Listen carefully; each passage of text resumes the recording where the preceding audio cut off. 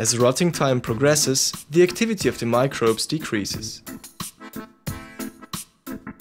Readily degradable and averagely degradable organic compounds have already undergone degradation, but specialist microbes are still capable of using the remaining, scarcely degradable organic compounds. Oxygen demand and water losses through evaporation decrease. At the end of the rotting process, temperatures decrease until they reach the temperature of the surrounding environment. Now it's time to harvest our compost.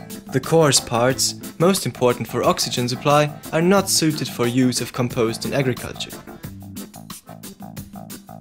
Therefore, the raw compost has to be treated by sieving. Other physical contaminants, such as glass or plastic, will be removed by sorting.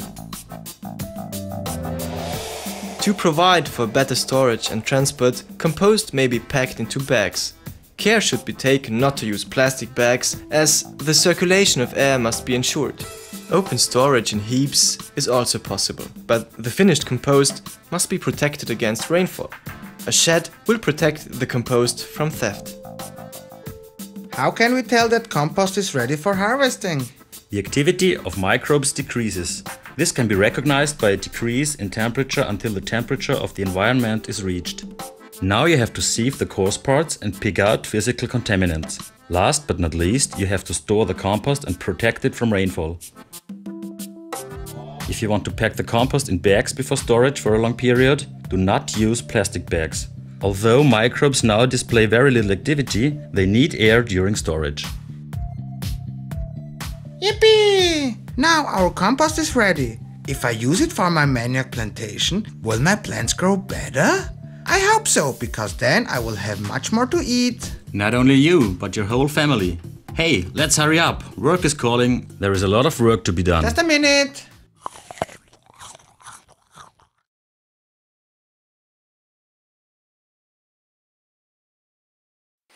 In the year 2000, the 189 member states of the United Nations passed a catalogue containing 8 Millennium Development Goals to be met until 2015.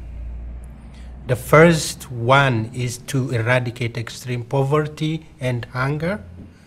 The second, to achieve universal primary education.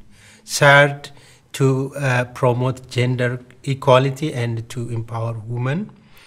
7, to ensure environmental sustainability. And finally, to develop a global partnership for development.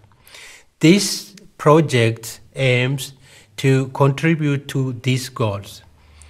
Environmentally and financially sound waste management activities seem to be an unsolvable challenge for local authorities in countries of the South, particularly in large cities.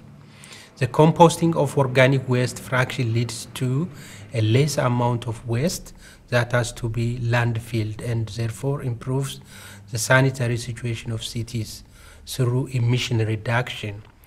This prevents contamination of air, soil, and water bodies.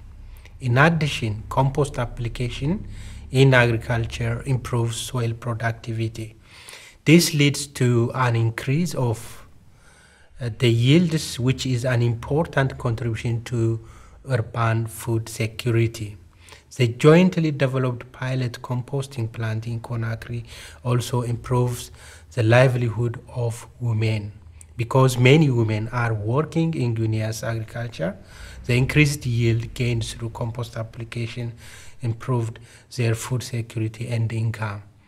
This joint research for development and implementation project concerning decentralized compost production and application is an important contribution to meet the targets of the Millennium Development Goals.